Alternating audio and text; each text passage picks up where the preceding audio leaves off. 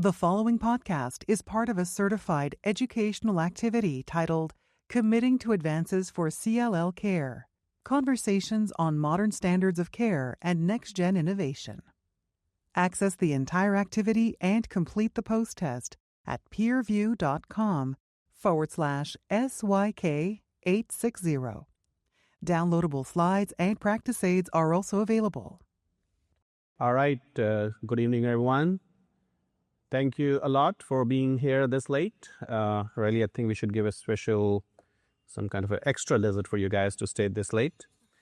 So in the next hour or so, we're going to talk about CLL, and we're going to it's a case-based kind of a activity where, well, in the first half, we'll talk about some frontline CLL cases with some data presentation, and then relapse refractory CLL. So let's get started. So today we have three of us here, myself, Nitin Jain from American Nurses Credentialing Center. We have John Allen for Cornell University in New York City, and Dr. Nicole Lamana from Columbia University in New York City. So let's just briefly discuss the landscape of regulatory status in terms of BTK inhibitor and BCL2 in the context of US as well as in the EU. As I think most of us know, the three covalent BTK inhibitors, ibrutinib, acala, and zanu, are approved in the US. In the context of EU, we recently have an approval based on the AMPLIFY data, which we'll hear about, of acala-ven plus minus obin. That regimen has been added to the NCCN guidelines as of February of this year, but we are still waiting for official FDA approval in the United States. In terms of the non-covalent BTK inhibitors, we have pirtobrutinib currently approved in the US for patients who had failed both a BTK and a BCL2 inhibitor, or have been exposed, I should say. And in the EU, the approval is for relapsed refractory CLL, I think, who have previously failed only a BTK inhibitor. And certainly, venetoclax is the only BCL2 inhibitor currently approved in the context of CLL, both in the US and EU. We also wanted to highlight, before we go into the case discussion, is that, increasingly, as we think about CLL management, there are multiple other kind of partners we have as we managed patients both in the academic setting and the community setting. Obviously, an oncologist, but we have important role of pharmacist, pathologist looking at CLL, different genomics that we'll briefly talk about. Cardio-oncologist, very important, especially in the context of BTK side effects, which we see, especially with ibrutinib. Those still are obviously can happen with second-generation BTK inhibitors. Oncology nurses, and also the advanced practice providers, APNs and physician assistant, who really are part of the team for most of the groups in the academic setting. Also briefly wanted to see that, the practice is changing, but it takes time. From when the data comes out, sometimes it takes several years for practice to change in the broader context. And you can see here, this is a data set from 2014 to 2021, just where the role of chemoimmunotherapy has declined. It has not completely gone. Still, as of 2021, in this data set, about 17% of the patients were getting chemoimmunotherapy in the frontline setting. But I would think that as time goes by, this number will go and should hopefully go to zero or close to zero, hopefully soon. And again, in this symposium today, we're going to talk about time-limited therapy. We're going to talk about continuous therapy with the second-generation BTK inhibitor and the context of relapsed refractory CLL. We'll talk about BTK degraders. We're going to talk about non-covalent BTK inhibitors such as pirtobrutinib, and we also will talk about some retreatment data as well. All right. So with that introduction, we'll go over a couple of cases, and in this, I will basically ask my panelists to weigh in on what they think kind of in terms of the management for these patients. So the first case we have is a 65-year-old gentleman with a recent diagnosis of symptomatic CLL. So basically, patient needs treatment. You do the baseline genomic testing. Mutated status is IGHV unmutated. You also check for FISH as well as p53 mutation, and those are negative. Patient is otherwise healthy, PS of 1, no major comorbid illness. GFR is normal. So I guess this patient comes to your practice, and maybe, and Nicole, I will start with you. We have listed some of the questions here, but what do you think about this patient, and what kind of therapies would you discuss with him? Time limited, continuous therapy? What are your thoughts about that? Yeah, this is a great case for a time limited therapy. He's young, he's fit, he's got no other comorbidities. So you would, this is somebody you would say, I would really like you to get off therapy. You can get a great response to therapy. Let's get you off. You're young, and so that's what I would favor. If you want me to go through the other questions, I think whether or not to offer Ven CD20 versus oral combinations is up for debate.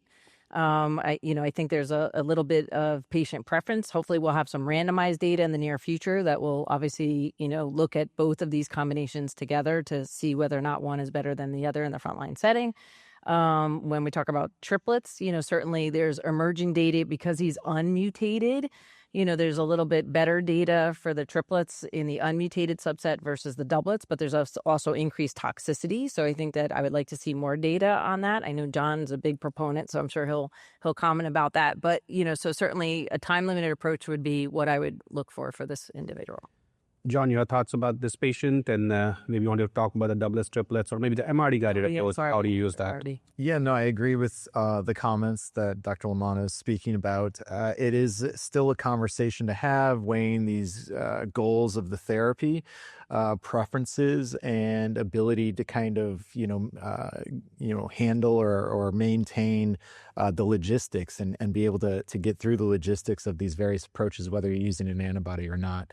The MRD guided treatment, I think, yes, you can do it. There's good data that you can extend treatment and make deeper responses potentially with our doublet combinations, but it's not really prime time. A lot of people aren't really checking for it. And the data would suggest these patients can do very, very well regardless of the MRD status, particularly if you have some lower risk disease. So it's out there. You kind of have to know what you want to do with it, but it's not something that we typically are doing routinely. Yeah. All right. I think, I think the doublet versus triplet, I think we'll hear more in the discussion, in the case discussion Dr. Lamanna will present. Obviously encouraging data with the doublets, with the triplets also for unmutated V gene. I guess from the amplifier, we'll see the triplet data, how that looks. All right, so we have a second case, an 82-year-old woman, again with symptomatic CLL, who needs treatment. She also has unmutated IGHV, but she has high-risk genomics with deletion 17p, TP3 mutation, as well as complex karyotype. Patient has a performance status of 2. Her comorbidities include COPD. So I guess the question here, maybe John, I will start with you here first. So what kind of, just looking at the case itself, patient itself, what kind of thinking in terms of the management options for this patient? Yeah, I think based on the age and the comorbidities, you're going to want to try to mitigate infection risk. You're going to want to try to make things easy for the patient to get back and forth. And with the high-risk disease, a continuous therapy BTK approach is probably, if you ask 9 out of 10 specialists out there, 9 out of 10 are probably going to say that for this type of patient. So I do think that's where we go. Regarding the antibody, I think with the COPD and potential infection risks and potentially worsening that, plus some data that we will see here that the del-17p patients may not actually benefit that much from antibody when combined with a BTK inhibitor, I'd probably stay away from it and just use the monotherapy. And I think you can think about something like AV here and or some maintenance treatment after that. I think that's the question on how to really optimize the longest remissions for these types of patients and how to, when that first polling question came up, this was that my conundrum of how do I manage that high risk patient and what is that best treatment approach? Because we don't have that data right now. And Nicole, your thoughts about this? Yeah, I agree. I mean, so the patient obviously has high-risk disease, and obviously we've talked about, or we'll talk about the fact that continuous BTK therapy has done really well for this group of individuals. The question is, can we shorten it or give them combinations to do that? This particular patient's older with a lot of comorbidities, and so I'd probably favor monotherapy as well. So I wonder, for the sake of discussion, let's suppose this was a 62-year-old, incredibly healthy patient, and the same genomics. And I guess so the question, especially the bullet point 3, I guess, or the, obviously BTK monotherapy, kind of the standard of care, but can you augment that further by adding Ven, either for a time-limited approach, or what is maybe proposed in the third bullet here, where is a doublet for maybe 1 to 2 years, and then you don't stop the BTK, you're kind of continuing the BTK. I guess that seems like a good choice, but I think we don't have the data really, or some data with the with the Zanu-Ven Yeah, combination. we'll show some of that data. But agreed. I think that the question is, for a younger patient, can we take high-risk disease and figure out a way to either make it time-limited or deepen their response? And I think that's going to come up a lot with, we'll talk about some data, but also the triplets and so on and so forth. So, all right. I think we'll now move for Dr. Lamanna to give us a talk about frontline CLL. Okay, so I'm going to do the time-limited and the continuous in the treatment-naive setting. Nitin already showed this, but obviously all the agents, the BTKs, and we only have one BCL2 inhibitor currently approved, venetoclax, but obviously there are others being evaluated in the space as well. And certainly, both combinations as well as chronic continuous are approved for all, whether you're high risk or low risk. Just to remind everybody about the CLL14, so this was the approval of venetoclax and obinutuzumab in the treatment-naive setting. This is now longer-term follow-up, so we have 6 years of follow-up showing the PFS rate of 53% in these individuals. This was Ven-G versus chlorambucil obinutuzumab in an older, frailer, treatment-naive patient population. Of course, it's important to note that we do know that if you break down this data based on the cohorts of deletion 17p or unmutated versus mutated, there is a little bit of a drop-off compared to the mutated patients who get Ven-G versus let's say the unmutated patients. The PFS is a little shorter for the higher risk patient population. They still do really, really well, so just keep that in mind, but the PFS is a little bit shorter for those different subgroups. And they also noted that the patients with bulky disease also had a shorter PFS. We also have obviously time-limited data for ibrutinib and venetoclax because ibrutinib was the first, obviously, BTK inhibitor approved. And so this is data from Captivate. There was both a fixed and a MRD-guided cohorts. This is data on the fixed duration cohort where patients had a lead-in with ibrutinib and then had 12 cycles of ibrutinib and venetoclax combination. And again, the 5.5-year PFS was excellent. You can see 66% in the pooled population. A little bit less, of course, again, for the high-risk disease. You can see for the deletion 17p or p53, the 5.5-year PFS was 30%. And for the unmutateds, again, a little bit less than the mutated. You could see at 53%. But these patients still do really, really well. And so, again, another time-limited oral combination. This is the FLAIR data. For those who don't know, this was a UK-led study, and this also looked at ibrutinib and venetoclax, but it was a randomized study of ibrutinib and venetoclax versus ibrutinib monotherapy versus chemoimmunotherapy, so a randomized study. What's also different about this study is it had sort of an MRD-guided approach to the ibrutinib and the venetoclax.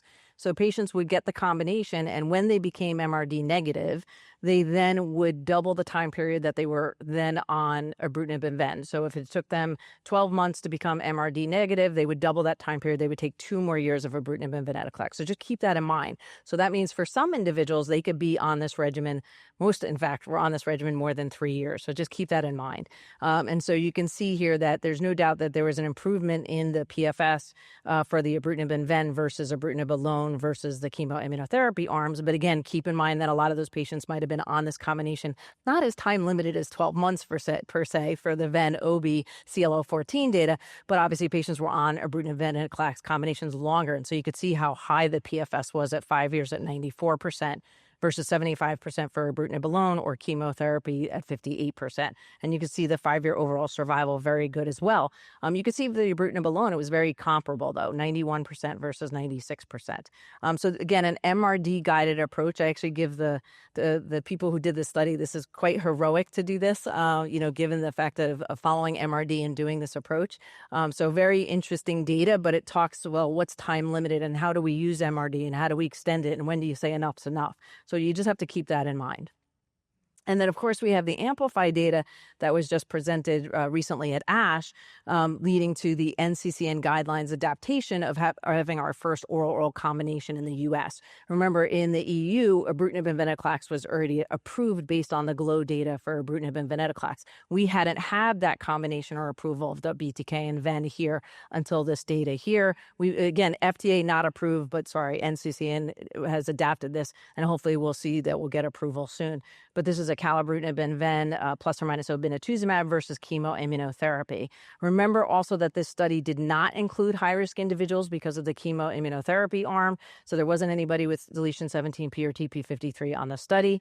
And you can see, obviously, that it met its primary endpoint with the PFS superior for AV versus chemoimmunotherapy. And you can see the PFS for AVO is a little bit better than AV as well. So AV, AVO, better PFS versus chemoimmunotherapy in this study. Now, just to hash a little bit more about the details of the study, certainly if you break this down by different groups, IGHV subgroups, you can see that the mutateds did very, very well. You can even see for the chemoimmunotherapy, which we always talked about, right? Your favorable mutated patients did better with chemoimmunotherapy. They did pretty good on this study as well. Not as well as the AVO or AV groups, but you could see in this study there was a difference in the unmutated subgroup. So the patients who did the best who were unmutated were actually AVO. And so that's something to keep in mind when we talk about, do we use a doublet or a triplet? How do we rectify that in the higher risk patient population? Obviously, I think a lot of us are looking forward to more data on that. But the unmutated, the PFS for them was 83% versus AV, it was 69%. So just keep that in mind. There were also higher rates of undetectable MRD with the AVO triplet, not surprisingly. And then let's talk about a little bit of the toxicity. So what came out of, if some of you remember at ASH, of course, was there was a lot of COVID. There was some COVID-related deaths, and it was actually highest in the AVO arm. So there was 25 deaths in the AVO arm with only 10 deaths in the AV arm, and I think there was 21 in the chemoimmunotherapy arms. So there was increased toxicity. Despite that, they still had a higher PFS, but you do have to keep in mind that these combinations do have toxicities associated with them. You could see the infection complications of any grade were higher in the AV-AVO versus chemoimmunotherapy. So I think that reminds all of us that despite the fact that we have oral agents, that doesn't mean they don't have any toxicity, and you need to monitor your patients. And certainly there was a higher degree of neutropenia in the antibody arms, AVO, and the chemoimmunotherapy, not surprisingly. Very little with the way of tumor lysis. So you see a little bit of AFib and hypertension, a little bit more, and obviously the BTK arms. But not unexpected with some of these toxicities with the adverse events of special interest that we see with either A or V. There also is Matt Davids and the Dana-Farber group had a phase 2 study looking at, in the treatment-naive patient population, looking at higher risk patients getting AVO. Now, this was a sequential approach. They started with acalabrutinib and then added obinutuzumab, obinutuzumab and ven, I think, starting cycle 2, and then from 2 to 7, and then they were on AV. So then they continued on AV. And if they became undetectable MRD, they can stop therapy. If they still had persistent disease and MRD, they can continue AV. So just keep that in mind. So patients, several of those patients obviously got treated more than a year for sure. You could see at cycle 16, 42% of the patients with high-risk disease, TP53 mutations, were able to achieve undetectable MRD at cycle 16. So really high levels of MRD undetectability. And you could see the 4-year PFS in this high-risk group was 70%, and overall survival 88%. So very nice, and we're going to obviously be very keen to looking at longer-term follow-up of the triplets in our high-risk patient population. This is fairly well tolerated. You can see that, again, things that we would expect of the combinations, similar to what I showed you before with the Amplify data. Infection of any grade was about 46%. I showed you it was about 50% in the Amplify data. There was some hypertension, of course, infusion-related reactions because of the obinutuzumab. You could see bleeding risk. But in terms of the grade 3 or more, mostly it was infection, hypertension, a little bit of atrial fib and TLS, but under 5%. Now, what about data with zanubrutinib? Obviously, we have data now with zanubrutinib in both doublet and triplet combinations. Here's the BoVen data. Also, this was an early phase 2 study looking at it in a high-risk patient population of about 13% had deletion 17p or p53. The majority were unmutated, and you could see very high levels of response, 96% of undetectable MRD in both peripheral blood and the bone marrow. So a very active combination in high-risk patients. Here's the toxicities with the BoVen regimen. Again, mostly grade 1, grade 2. Again, you could see some grade 3, really some cytopenias, some diarrhea, infusion-related reactions as expected. So things that we would expect with the agents that we know. So it'll be really nice this study is closed. It'll be really nice to see when we talk about doublets and we talk about, well, which is better, that question that Nitin raised to us earlier about in the younger patient, do you do oral versus, ven antibody combination? This is a randomized study that hopefully we'll see some data too, looking at AV versus venetoclax and obinutuzumab. Now, this study is a little different because it has some MRD with this, a little MRD guidance with this study as well. So patients will be evaluated at 12 to 14 months, depending on when they started, which arm they were on. They will be evaluated for MRD. If they're still positive, they can continue the AV for another 12 months. If they're in the VO arm, they'll continue the V for another 12 months, and then all will stop. So a little bit MRD guided data, and also a little bit of looking at which oral doublet might be better in the treatment-naive setting, either the oral or Ven-G. So that'll be a very interesting study, and hopefully we'll see results soon. And then, of course, as I said, there's other BCL2 inhibitors that are being evaluated. Sonrotoclax is one of those. There's others, lisafticlax, and so on and so forth. This is data from zanubrutinib and sonrotoclax in the treatment-naive setting. And this is a randomized study looking at zanubrutinib and sonrotoclax versus venetoclax and obinutuzumab. So another randomized study to show, hey, oral versus Ven-G, what does this look like? And so this, I think, will also be a great study. This is also closed to accrual, and hopefully we'll see data very soon about this. And then the phase 3 CLL16 trial will look at ven-obinutuzumab versus AVO in high-risk patients with CLL. So deletion 17p or p53 or complex karyotype. They could be fit or unfit, and as long as they're untreated, and so they'll get Ven-G or AVO. And if they have MRD on the AVO arm, they still can continue with acalabrutinib maintenance. So again, another study that will sort of look at Ven-G versus either doublets or triplets, another combination, so we can see, what might be the best front runner in the treatment-naive setting. But in particular, this is for patients with high-risk disease.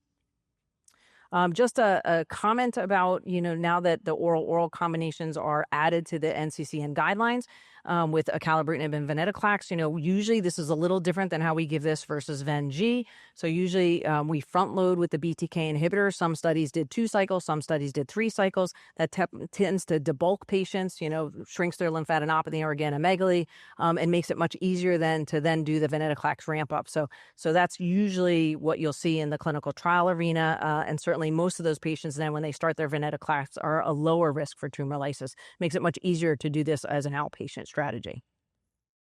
All right, so let's talk about continuous therapy, right? Because that's still an option for our patients. Okay, so I think just to remind everybody that we try to recommend, and hopefully this increases in practice, we try to recommend that patients get tested.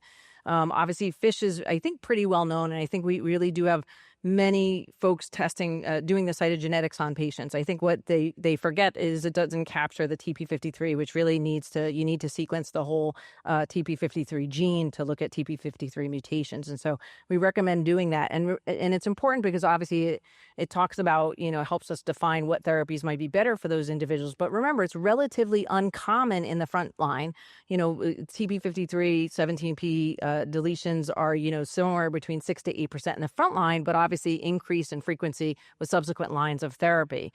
So it's important to retest your patients prior to subsequent lines of therapy to understand sort of a little bit about, their whether or not they've acquired additional mutations or resistance and concern when we think about subsequent lines of therapies and what to use for them. So that's important. Your IGHV, if you've tested for that once, you don't need to repeat it because it stays the same.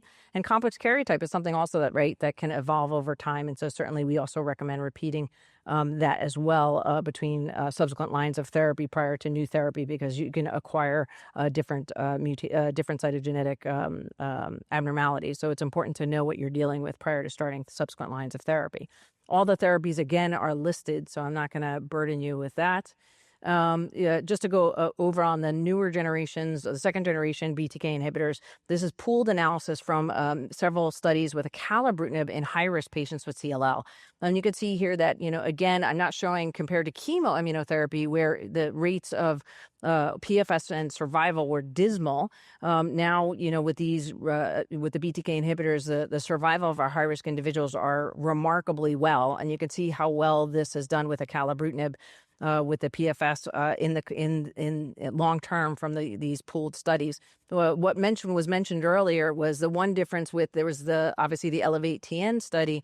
looking at the addition of obinutuzumab plus acalabrutinib versus acalabrutinib. In high-risk individuals, the addition of obinutuzumab doesn't add a benefit to the PFS versus acalabrutinib alone. So I think many of us would just give monotherapy versus the antibody combination in our high-risk patient population. With the zanubrutinib data, we now have obviously emerging data with zanubrutinib, looking at if the Sequoia, remember, had several arms, for those of you who are familiar with the study, and arm C was deletion 17p getting zanubrutinib as monotherapy, and then arm D, they had a cohort with deletion 17p or p53 that got the combination of zanubrutinib and venetoclax. So I'm going to go over some of the results of both of these data, and you can see again the PFS looks very, very good, even with just continuous zanubrutinib here at 72% 60-month PFS, and so that's excellent for our patients with high-risk disease. Now the combination looks even better.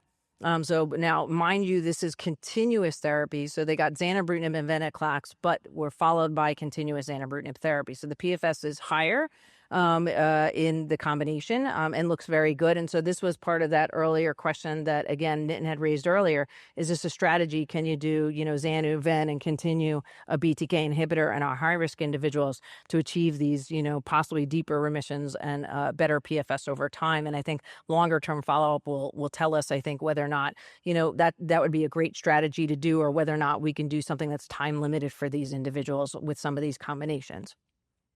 And then for many of you who don't know, the Alpine data, which is a relapse refractory, wasn't a treatment-naive study, looked at zanubrutinib. That was the pivotal study looking at zanubrutinib versus ibrutinib.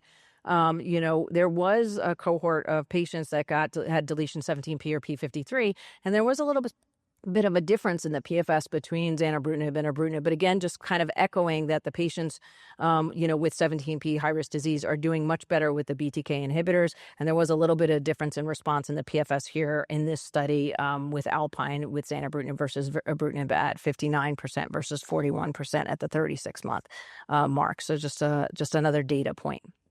And then just to remember that when we talk about continuous therapy, whether it be covalent BTK inhibitors or non-covalent BTK inhibitors, the adverse events of special interest still applies to all of these agents, but just with different frequencies, given some of the head-to-head data that I alluded to, such as Alpine and Elevate RR with acalabrutinib versus ibrutinib, less cardiac side effects with the newer agents. But it's still important that we keep that in mind because they still occur with all of this class. And so we monitor for AFib and hypertension. You can have some cytopenias with these agents, that we know that they have an increased risk of bleeding and bruising. So we try to remind our patients if they're having procedures to let us know and teach them about that, and whether or not if our patients are on other anticoagulation agents and whether or not if depending upon that, whether or not we're comfortable to recommend a BTK inhibitor if they're on dual agents or not. So we have to think about all those issues. And then, of course, infection, I've showed you with some of the data and from some of the clinical trials that we always tell our patients, that they need to monitor for infection and call us because they're not, their CLL puts them at risk, but certainly these therapies put them at additional risk as well. Okay, so I'm going to hand this back to Nitin. Thank you. All right, so we'll now go to the second part of the talk. So we'll now talk about relapsed refractory CLL, maybe for the next 20 minutes or so, and then we'll have some time for Q&A. All right, so we'll again start with a couple of cases, and again we'll have some discussions about these cases in the group. So now we're talking about relapsed refractory CLL. So you have a 68-year-old gentleman in your practice who has, you can see the genomics in the center of the slide here. At baseline, at the time of diagnosis or before first treatment, patient had unmutated V gene, had deletion 13q, no deletion 17p, TP53 is not mutated. So basically patient has unmutated V gene. You can see the treatment history on the right side. Patient gets a first-line covalent BTK plus Ven combination. So you can think of ibrutinib or calazanu or whatever. They got a doublet for 1-year treatment. And now after finishing treatment for about 2.5 years after end of treatment, patient is now progressing. One thing Dr. Lagana talked about in our case discussion is that, IWCLL and the NCCN guidelines, and as a practice, especially for patients who do not have known 17p deletion, I think it's important to retest to both for 17p deletion as well as p53 mutation, because you could acquire these abnormalities with time. So this patient, those were tested and they were not present.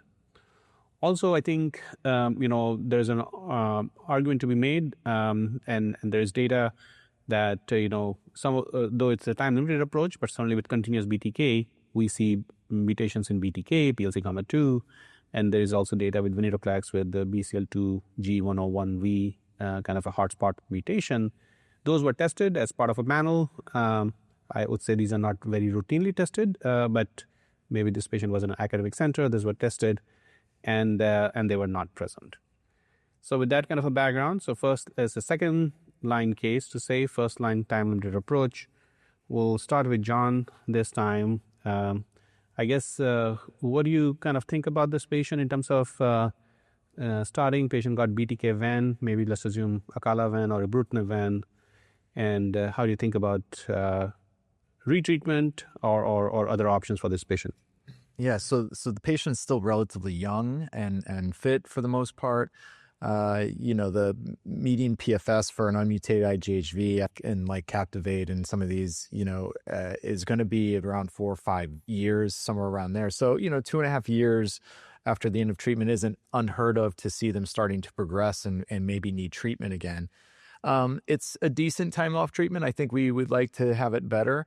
But I don't think it necessarily rules out a retreatment with the same approach, and trying to get another fixed duration. Some questions I'd like to know and we don't have. Was MRD checked? Did they get MRD negative the first time? If they didn't, maybe there's a role for incorporating an antibody here potentially to help that second remission get a little deeper and more meaningful. I don't think this patient has failed any of these agents yet. And I think, it's absolutely reasonable to offer another time-limited approach.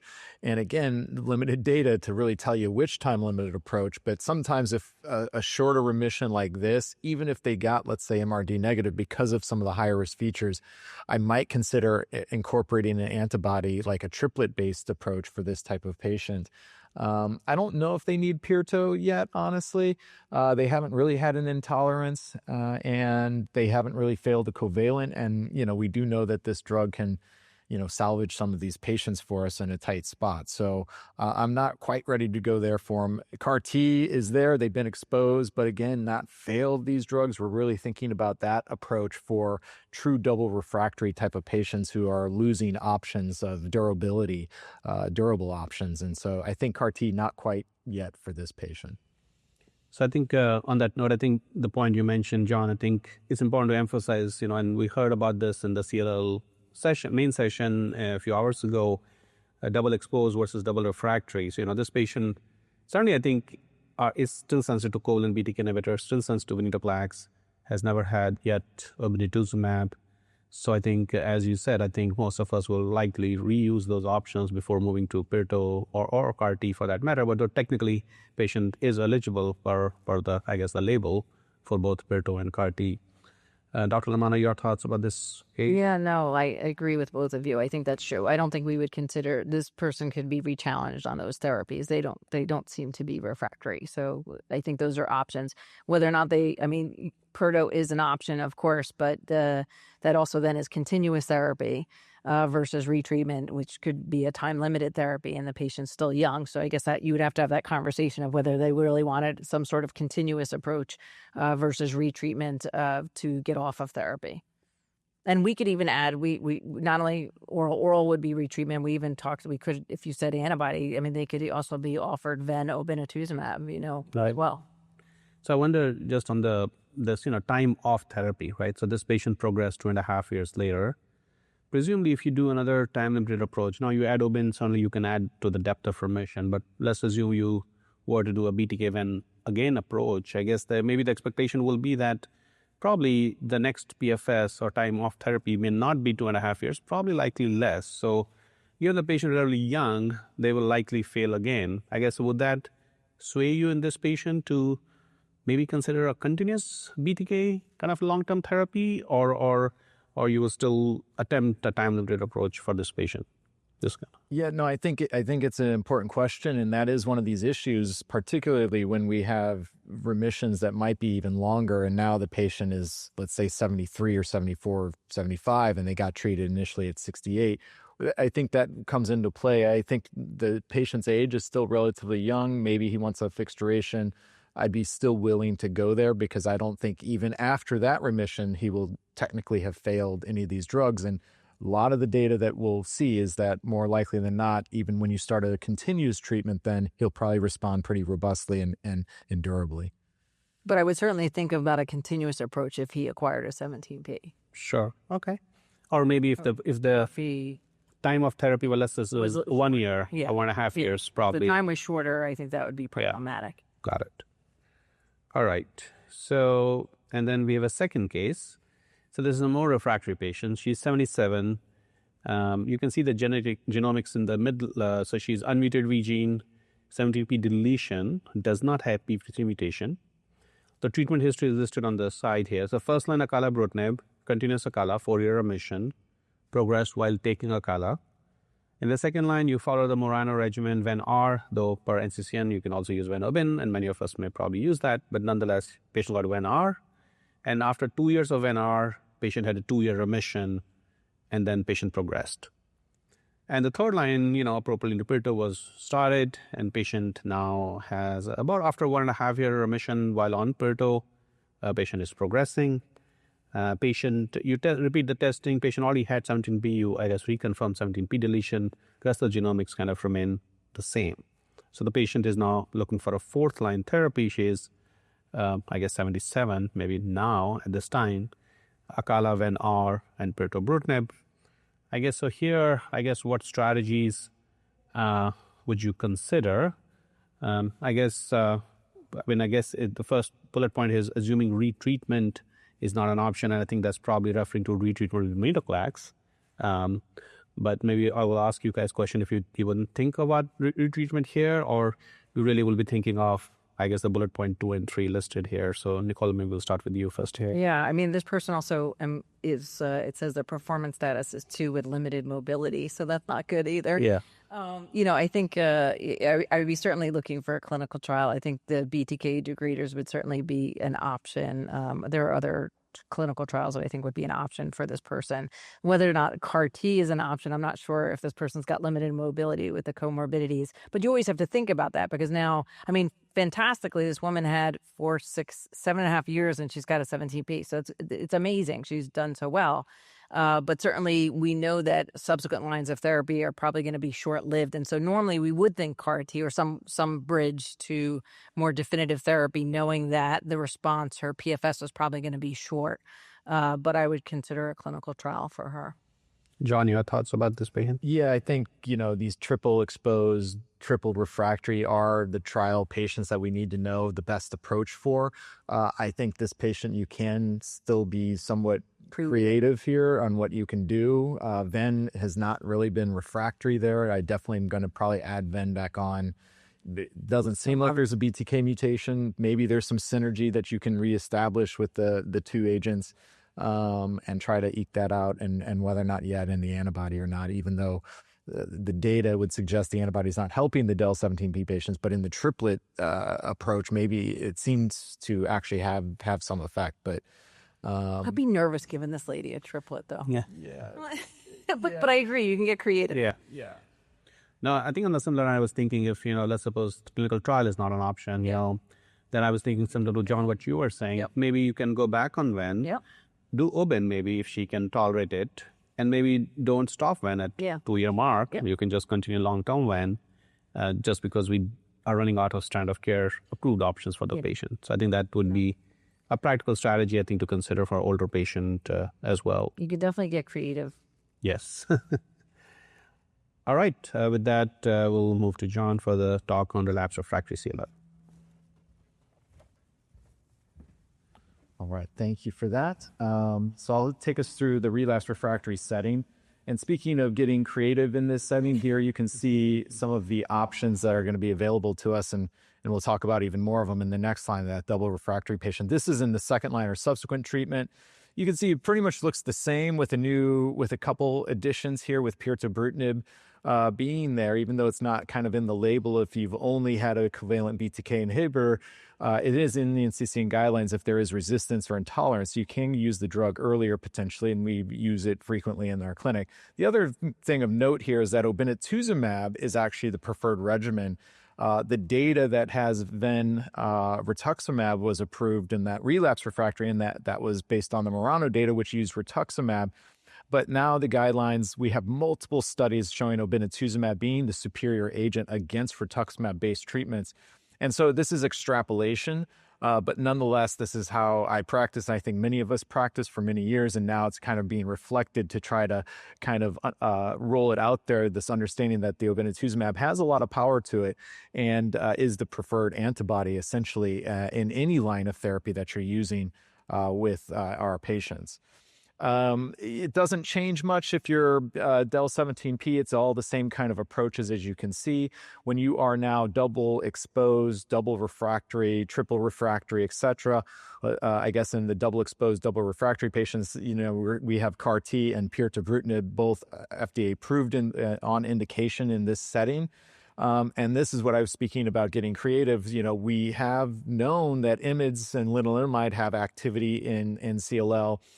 We still have PI3 kinase inhibitors, which there has been good data. We forget about it, but PI3 kinase inhibitors with venetoclax have shown really good synergies and actually higher MRD rates.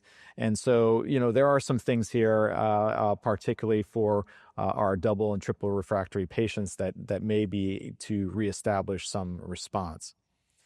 The phase 3 BeOne study is what kind of pirtobrutinib is getting its approvals on. This was building off of the BeOne 1-2 study, which was the phase 1-2 that showed us a median PFS in that large phase 1-2 study of about 19 months. In the phase 3 trial here, this was pirtobrutinib against idelalisib rituximab or BR. Important to note, 80+% of patients got idel-R, so it's really looking at a pirto versus IR kind of study. And here we see median 3 prior lines of therapy, mind you. So patients are coming in 4 lines essentially. Half had also venetoclax and were double exposed, and many of those were probably double refractory. And we see the median PFS of 14 months in the pirtobrutinib arm, 8.7 months in the idelalisib arm and idel-BR arm, and that was a strong, statistically significant difference. Now, one thing to point out, though, is that you can see the pirtobrutinib curve. Almost everybody has fallen off of it by 2 years. And so in this very heavily pretreated population, we need other agents. It's not something that we can necessarily rest on our laurels saying, hey, this drug is going to salvage us long term.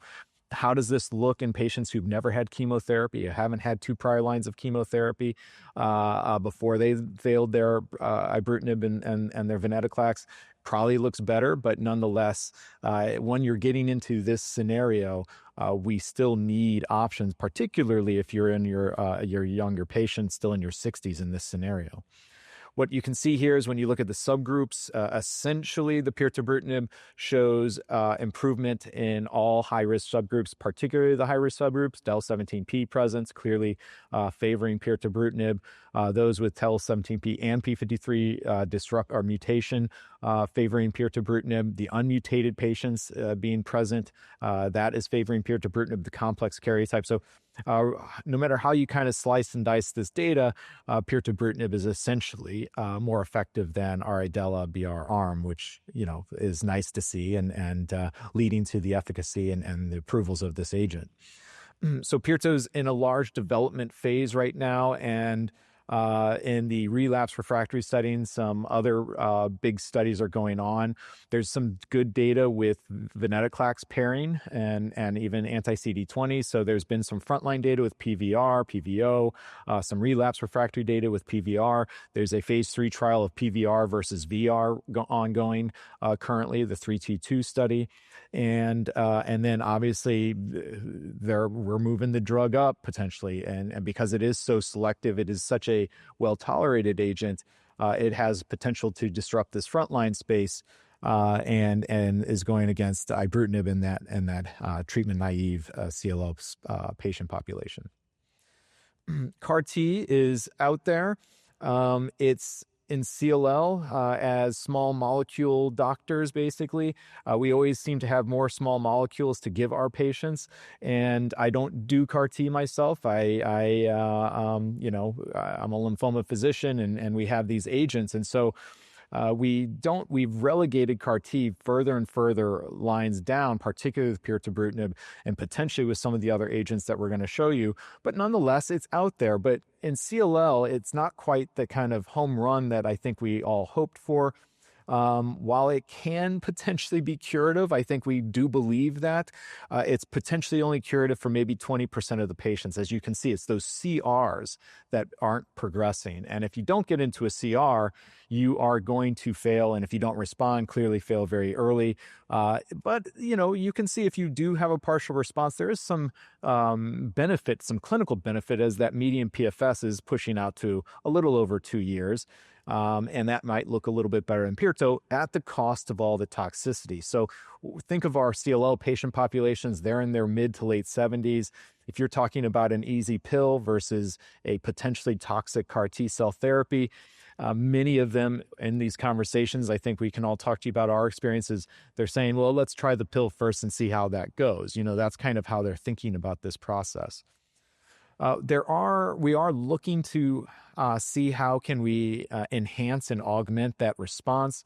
And there was some data that was presented last ASH by Dr. Weirda, looking at ibrutinib introduction, because there was a lot of preclinical data showing that CAR T cell function and outcomes were better in patients that had that were apheresed on ibrutinib, and that those outcomes were in fact looking a little bit better. So this new cohort and the Transcend 004 study was there and put into place.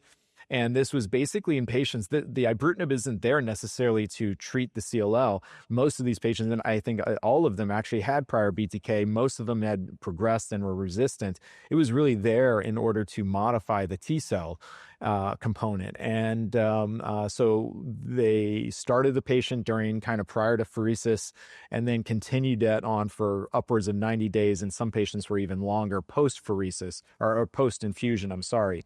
And so what we saw was that response rate did in fact increase about another 20% or so. The CR rate nearly doubled from about 20% to 45%. And the PFS started to look a little bit better. And so high rates of MRD4. So I think this has informed, I think, a lot of what we're doing when we are thinking about our CAR T patient. We are essentially putting them back on BTK inhibitors. The one big caveat is it restricted to ibrutinib? Is this BTK agnostic? And we don't really know that. And I think if you're really trying to follow this data and you've got a relatively younger fit patient, getting them back on ibrutinib is probably a reasonable thing to do, because that is where the data is at. And we're in a little bit of a data-free zone if you're using other BTK inhibitors. Not that I think it's not going to extend to them, but we just don't really know. So we talked about retreatment a lot, and I think this is a new relapse patient. We usually think of relapse patients as people who are kind of refractory or resistant to some treatment, but with our fixed duration approaches creeping into CLL, these patients really aren't relapsed and refractory, or they're not refractory or resistant, but we didn't really know how do they respond after it. And frankly, we still don't have lots of data out there.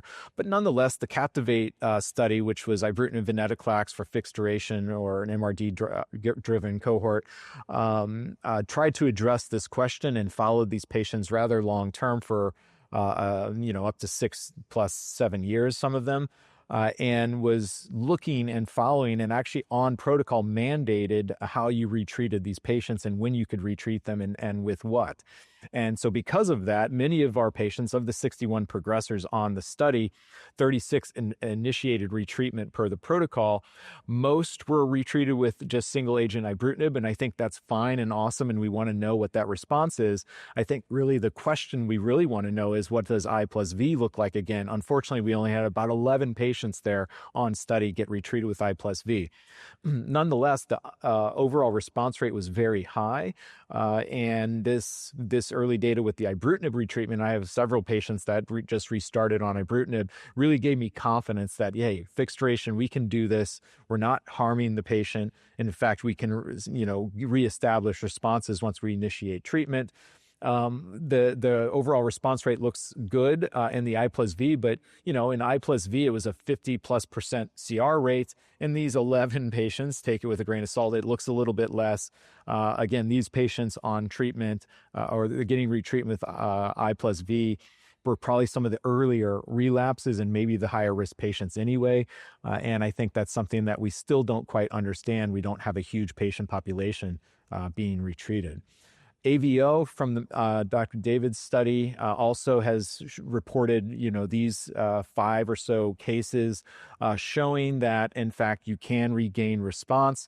Many of them can get MRD negative again, and those responses can be durable as well. But again, we're talking single digits on a single hand number of patients here.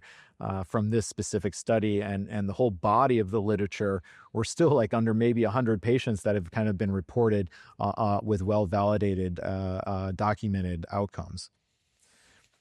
We have VEN-R also at the final analysis. The 7-year final analysis did allow some retreatment, and they amended the study and added new cohorts to allow retreatment on those patients who stopped after the 2 years, who then progressed. They allowed them to get retreated with VEN-R again for another 2 years. What we see, again, patients can respond, but what you look at is the median PFS is about 2 years. So that's telling you half the patients actually were progressing on that retreatment. And again, this is kind of self-selecting some of the worst patients, those who are relapsing the soonest, who are then being able to be retreated during the study while it was ongoing. But nonetheless, it's I think a little less encouraging or less exciting than I would have wanted to see. The median PFS with VEN-R the first time around was, I think 50 months, somewhere around there. And so here we see on the retreatment is a median PFS of 2 years. Half the patients progressed on drug. But nonetheless, they respond. It's just, it's not as durable seemingly. Some data from over the summer also was starting to ask this question. This is a phase 2 study, the HOVON REVEAL study, looking at exploration of retreatment with venetoclax-based treatments. Remissions are possible. Again, 15 evaluable patients were reported, and the response rates are very, very high in these patients who had prior VEN-G or VEN-R. And when they got retreated, they got basically venetoclax acalabrutinib for 2 years. And those patients who are evaluable at cycle 26 are basically at the end of that treatment. The MRD rates in the bone marrow weren't crazy high, but it was again ven-acala, but the response rates were very, very high. And again, showing that, they're not ven resistant and in fact, we can get these responses. So I think we need to see more data. This is only 15 patients, and it just shows you the dearth of information that we actually have on understanding this. But I do feel confident about restarting continuous therapy BTK inhibitors, and I think we're not really doing any harm to our patients by showing them the best drugs as their initial treatments. So how do we address this resistance? Like I said, CAR-T, if we didn't keep developing molecules to keep using, maybe CAR-T is going to be creeping in sooner and sooner, and our experience might be growing larger and larger with it. But we keep trying to address our resistant mechanisms, and that's the one nice thing about CLL is that we really have understood the resistant mechanisms and are really attacking those specific resistant mechanisms. And one way to do that is with BTK degraders. And so there's 2 that are out there that have gotten a lot of clinical evidence. There are others in development. As you can see here, the AbbVie molecule on the right.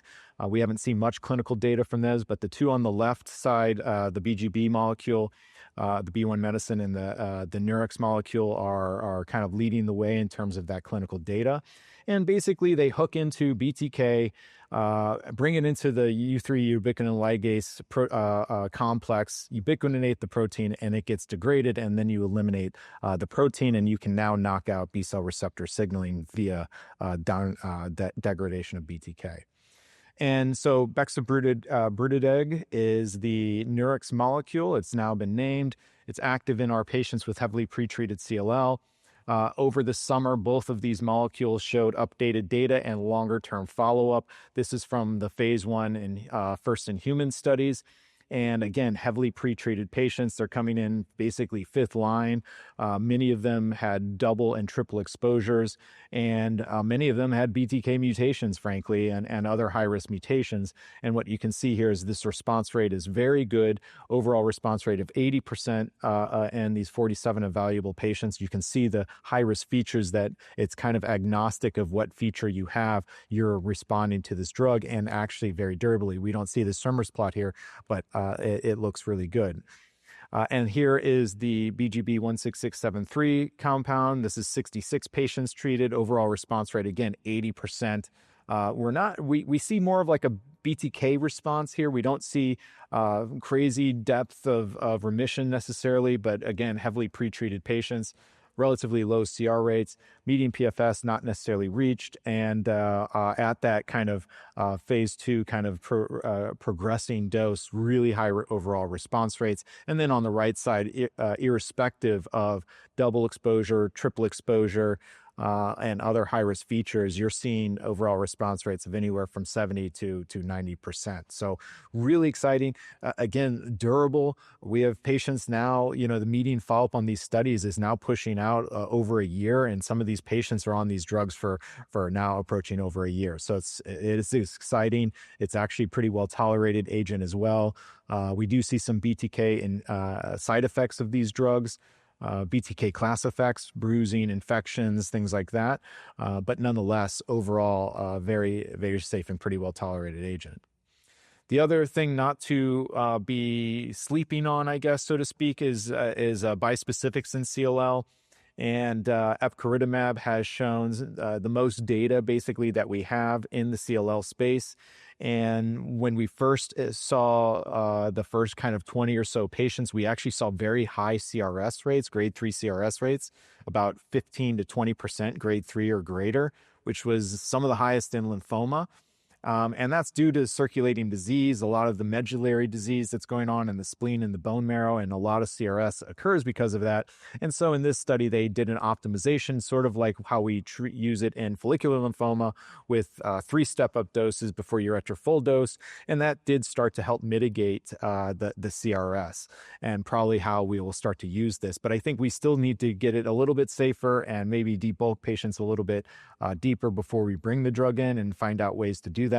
But nonetheless, and again, I think 5 prior lines of therapy was in this study, overall response rate of 60%. And interestingly, the CR rate was around 30+%, which was rivaling what we saw with CAR T-cell, which was a little bit easier to use as an off-the-shelf agent. And now as we have an optimized step-up regimen, looks like this can go forward and an exciting approach to use for our patients.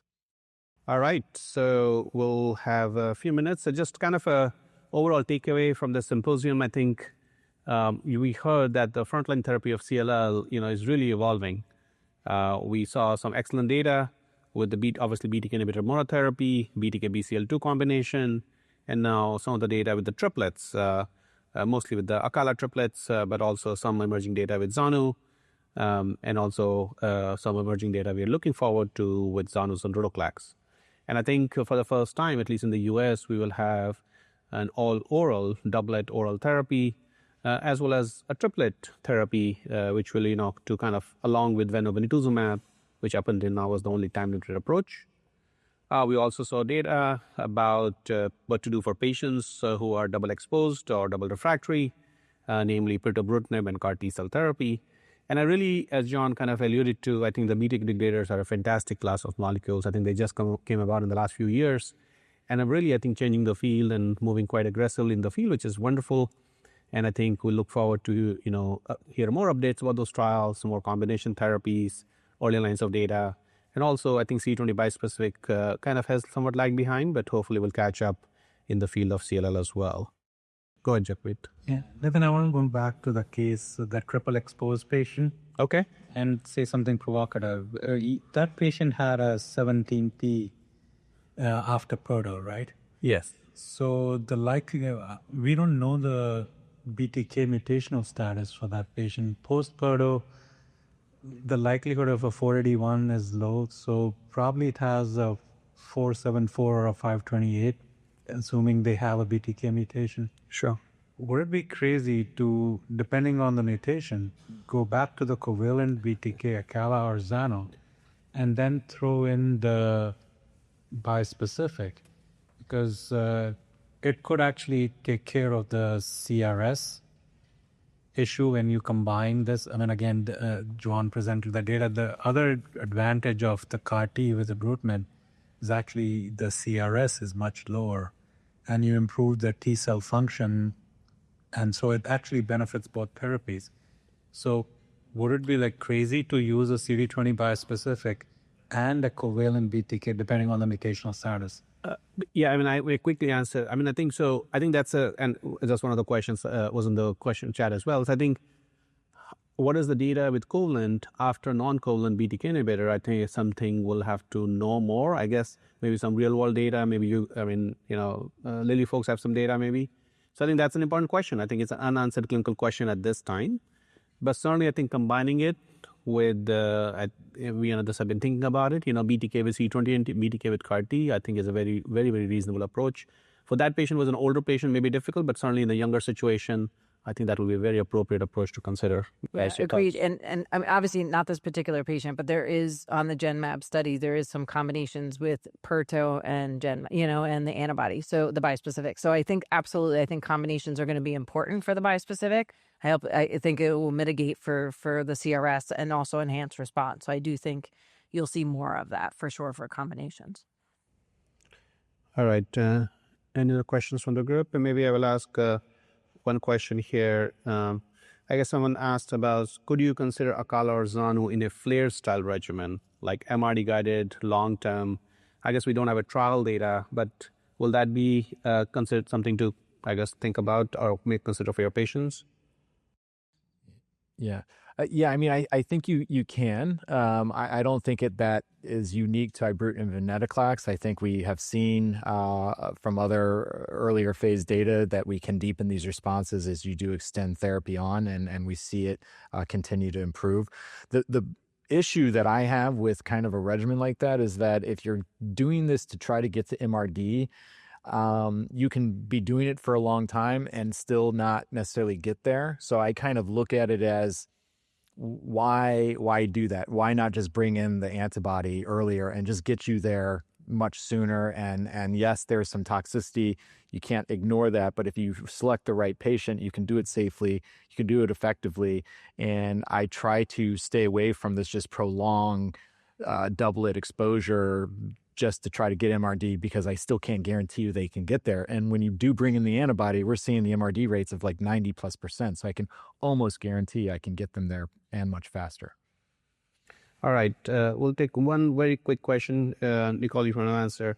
I guess one question is that I think, John, you showed about 314 preliminary data, I guess, head-to-head with ibrutinib, with Perto, and I guess maybe eventually continuous Perto will come in the frontline setting. Someone asked about that. Is that something? What will the? Maybe you should answer. No. No, I mean, I think we are using obviously a time-limited approach. I think the question is the continuous Perto approach, and maybe the question which was asked about is can you swap? Yeah. So I mean, I think obviously John had mentioned how Perto's is a very clean profile, and there are no doubt there are studies in the frontline setting of pirtobrutinib in combinations, and Nitin obviously has led some of these studies. There are several studies looking at Perto in combination, whether as continuous or time limited. And I think, yes, the question is then could the non-covalents become first and vice versa? And so I think that's an open question, and hopefully we'll get that through some of these clinical trials for sure. Yeah. All right, guys, we're right on time. So thanks a lot for staying back this late. All of you have a good evening, and hopefully see you tomorrow at the Soho. Yeah. Thank you. Thank you. Thank you for listening. Remember to download the slides and practice aids and complete the post-test for instant credit. This activity is certified by Medical Learning Institute, Incorporated. This activity is developed with our educational partner, PVI, PeerView Institute for Medical Education. This activity is supported by independent educational grants from AbbVie, AstraZeneca, and BeOne Medicines.